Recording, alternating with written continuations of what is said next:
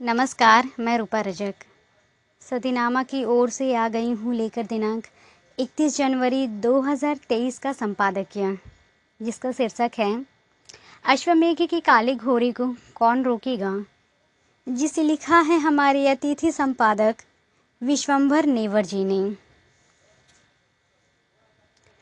अखिल भारतीय मारवाड़ी सम्मेलन की स्थापना आज से 88 वर्ष पूर्व सन 1935 में की थी, जिसका मुख्य उद्देश्य मारवाड़ियों की संस्कृति परंपराओं को सुदृढ़ करना और समाज को सुधारना और समाज के कार्यों को गतिशील बनाना था।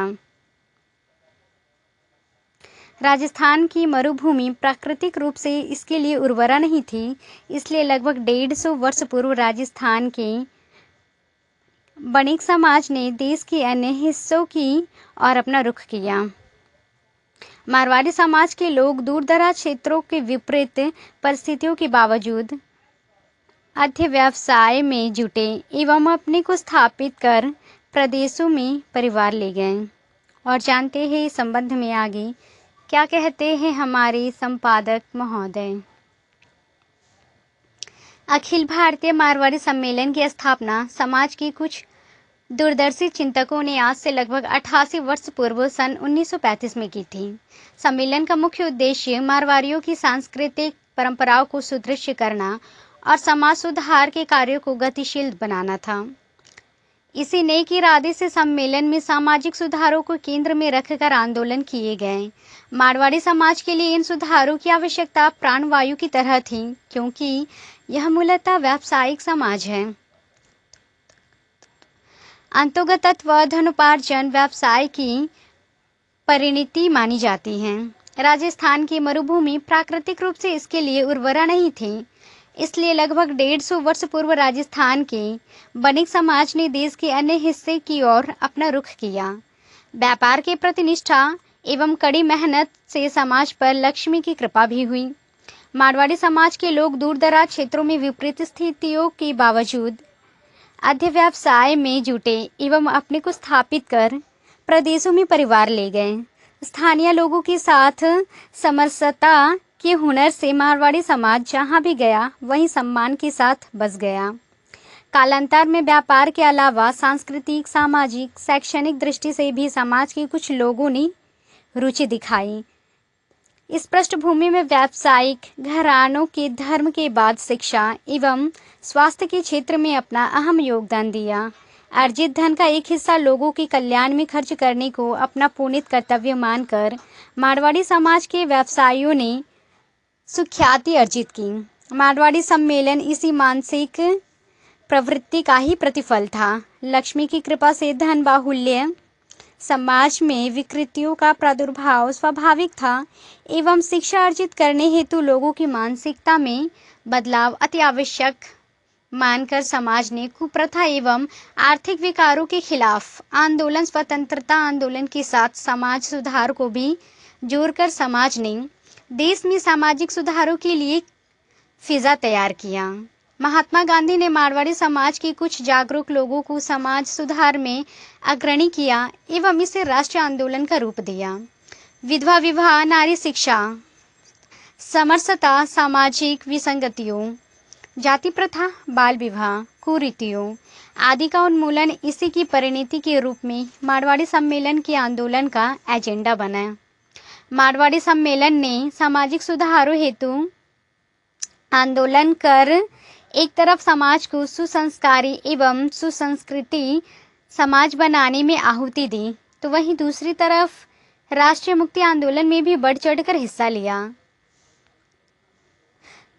स्वनाम धन्य बृजलाल बियानी, रामदेव चोखानी, सीताराम सेकसरिया, भागीरथ कनोडिया, तुलसीराम सरावड़ी, सेठ गोविंद दास, प्रभुदयाल, हिम्मत सिंह का, ईश्वर दास चालान जैसे पुरोधाओं और बाद में रामकृष्ण सरावागी, नंद किशोर जालान, नंदलाल रुंगटा जैसी हस्तियों ने समाज को नेतृत्व प्रदान किया। इसी आंदोलन का हिस्सा बना विवाह सदियों में फिजूल खर्ची, आडंबर दिखावा, आप संस्कृति के विरुद्ध जन आंदोलन। प्रबुद्ध लोगों का सम्मेलन से मतभेद भी हुआ, किंतु समाज सुधारों का रथ कभी रुका नहीं। सम्मेलन को राजनीतिक से दूर रखा गया था ताकि सभी लोग विचारों के लोगों को इसमें समावेश हो सके।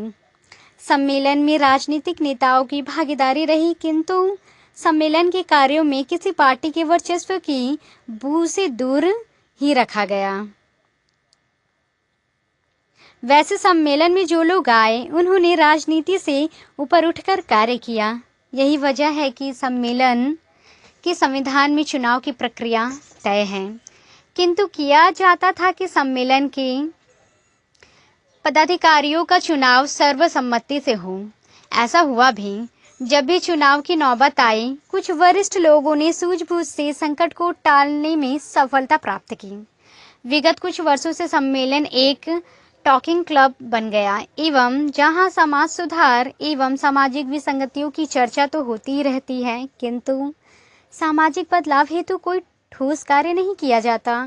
सामाजिक कार्यक्रम को हाथ में लिया गया, किंतु उसके लिए संघर्ष नदारद था।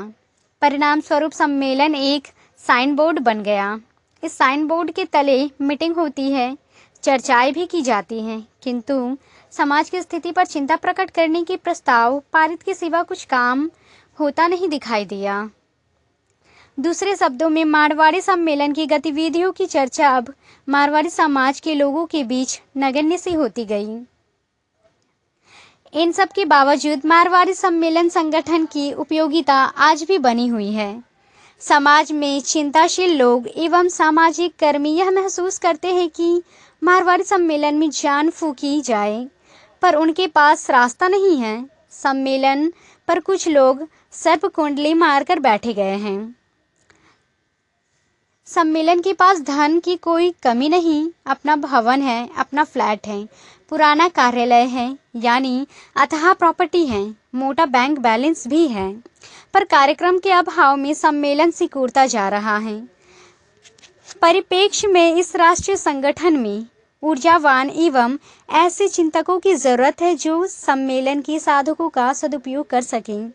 कभी हिंदी के समाचार पत्रों में सम्मेलन की समालोचना इसी दृष्टि से होती रही है, किंतु अभी हिंदी मीडिया में सम्मेलन के व्यक्तियों को लेकर सुर्खियां बन रही हैं।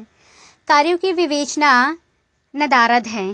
राजनीति से ऊपर उठकर सम्मेलन को चलाने की बजाय राजनीतिक अखाड़े में इसे धकेला जा रहा है। राजनीतिक महत्वाकांक्षा का शिकार बन रहा है सम्मेलन। समालोचना की वजह इसके बल पर राजनीतिक लाभ उठाने और व्यक्तिगत कुंठाओं को साधने का प्रयास किया जा रहा है। पुराने समय में प्रतापी राजा राजसू यज्ञ के पश्चात अपने साम्राज्य की सीमा बढ़ाने के लिए अश्वमेघ का घोड़ा छोड़ता था कि घोड़ा जहां जाएगा वहां राज्य मेरा। वैसे ही अश्वमेघ का घोड़ा छोड़ दिया गया है, जो कई संस्थाओं पर अपना आधिपत्य जमा चुका है। अब मारवाड़ी सम्मेलन की बारी है। इस घोड़े को कौन रोकेगा? जो रोकने की सोच रहे हैं वह समाज का आवश्यक समर्थन नहीं जुटा पा रहे हैं। उनकी भी अपनी सीमाएं हैं, किंतु एक बात स्पष्ट है कि इस काले घोड़े को नहीं रोका गया तो सम्मेलन का रहा सहा साइन बोर्ड में भी उतर जाएगा। इसलिए सम्मेलन के हितैषियों को यह गंभीरता से सोचना चाहिए कि समाज की यह पुरानी विरासत कहीं खड़मंडेल का शिकार ना हो जाए। तटस्थ रहकर तमाशा देखना कायरता है। समय रहते समाज के इस संगठन को बचाने की जरूरत है, वरना परशुराम की वापसी में राष्ट्र कवि रामधारी सिंह दिनकर की ये पंक्तियां साकार हो उठेंगी। समर शेष है नहीं पाप का, भागे केवल व्याध। जो तटस्थ है समय लिखेगा उनका भी इतिहास। तो ये था दोस्तों हमारा आज का संपादकीय। कल फिर लौटेंगे एक नए विषय, एक नए संपादक के साथ। तब तक के लिए नमस्कार। सुनकर देखो, सुनकर देखो, सुनकर देखो जी। ममता राहुल मोदी बोले, लिखे जितेंद्र जी।